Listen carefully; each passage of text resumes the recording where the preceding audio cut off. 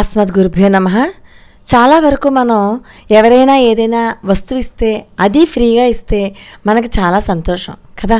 మన మీద ఎంతో ప్రేమతో వాళ్ళు ఇచ్చారు అని చెప్పి మనం తీసుకుంటూ ఉంటాం. పరమాచార్య స్వామి వారి దివ్యపాద పద్మాలకు నమస్కారం చేసుకుంటూ వీడియోలోకి వెళ్ళిపోదాం.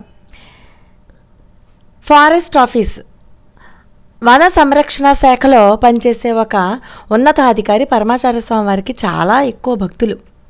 స్వామివారికి ఏదో ఒక కానుక ఇవ్వాలని చెప్పి ఎప్పుడూ అనుకుంటూ ఉండేవాడు ఆయన.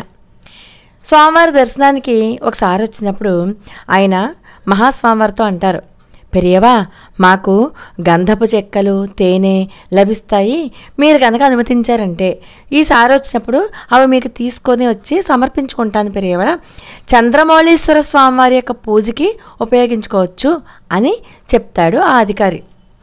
స్వామివారు వెంటనే అంటారు, ప్రభుత్వ అడవిలో దొరికేవి మీరు కొని తీసుకొస్తారా అని అడుగుతారు. లేదు పెరియవా, మాకు అవి ఉచితంగానే లభిస్తాయి అంటారు. మరి అలా చేస్తే అది ప్రభుత్వ సొమ్ము దొంగిలించినట్లే కదా, అలాంటివి చంద్రమౌళీశ్వర పూజకి అర్హం కావు అని అనేసరికి ఆ అధికారి నిశ్చేష్టుడైపోయాడు. కానీ పాపం నిజంగానే అతను పరమాచార్య స్వామి వారికి భక్తుడనమాట. అతని భక్తి స్వామివారికి కూడా తెలుసు. పెరియవా దయతో మీరే ఏదో ఒకటి చెప్పండి, పోనీ అదైనా తీసుకొస్తాను అని చెప్పి పాపం ఆర్ద్రంగా అడిగాడు. అడవికి వెళ్ళేటప్పుడు శ్రీరామచంద్రమూర్తి ఏం కట్టుకున్నాడు అని అడిగారు మహాస్వామి.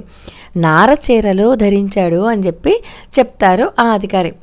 నారచీరలను గిరిజనులు తయారు చేస్తారేమో అడిగి చూడండి, వారికి కూలీ ఇవ్వకుండా తెస్తే అవి ఇచ్చిన పుణ్యం వారికే దక్కుతుంది అని అనేసరికి పరమాచార్య స్వామివారి దగ్గరికి మరొకసారి వచ్చినప్పుడు ఆ అధికారి నారచీరలను స్వామివారికి సమర్పించాడనమాట.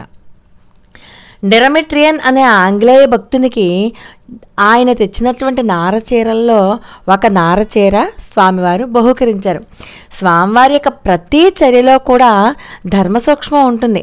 ఆయన అనుసరించే ధర్మసూక్ష్మాన్ని కనుక మనం గమనిస్తే ఉచితంగా దేనిని గ్రహించకూడదు అని అర్థమవుతుంది.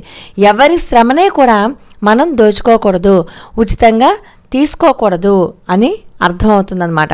అపార కరుణా సింధుం జ్ఞానదం శాంతరూపిణం శ్రీ చంద్రశేఖర గురుం ప్రణమామి ముదాన్వహం. లోకా సమస్త సుఖినో భవంతు. మరి ఒక అద్భుతమైన వీడియోతో మళ్ళీ కలుసుకుందాం. అంతవరకు నమస్కారం.